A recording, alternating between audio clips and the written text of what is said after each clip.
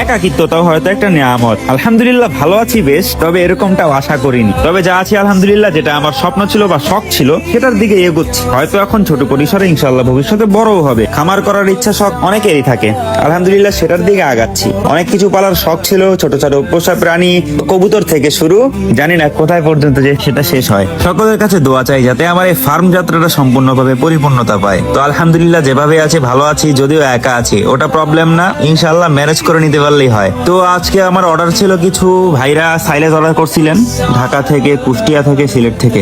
3 জায়গায় চলে গেল 4 বস্তা সাইলেজ। আরেক ভাই কিছু অর্ডার করছিলেন ছাগলের খাবারের দানাদার খাদ্য আর কি, মিক্সচারটা যেটা তৈরি করেছিলাম। তো সেটাই মূলত সারাদিনের ব্যস্ততার পর দিয়ে আসার চেষ্টা করছিলাম কুরিয়ার সার্ভিসে। সেখানে দিয়ে আসলে আমি মূলত বাঁচি। ভাইরা আগে পেমেন্ট করে দিয়েছিলেন। এক প্রকার আমার জন্য বোঝা ছিল এগুলো, যতক্ষণ না দিয়ে আসতেছিলাম ততক্ষণ ভালো লাগতেছিল না। তো আলহামদুলিল্লাহ সারাদিনের বৃষ্টি বাদল কেটিয়ে চলে আসলাম কুরিয়ার সার্ভিসে। আলহামদুলিল্লাহ বুকিং করে দিলাম, ইনশাল্লাহ খুব দ্রুতই চলে যাবে তাদের গন্তব্যস্থলে। ইনশাল্লাহ ভাইরা খুব তাড়াতাড়ি মালগুলো পেয়ে যাবে। আপনাদের যদি প্রয়োজন হয় ইনশাল্লাহ এরকম ভাবে পাঠিয়ে দেওয়া যাবে। অবশ্যই হোয়াটসঅ্যাপ নাম্বারে নক করবেন অথবা মেসেঞ্জার ইনবক্সে নক করতে পারেন। তো আবারও চলে আসলাম বাসায়, আবারও কাল থেকে আবারও সেম কাজ শুরু। আল্লাহ হাফেজ।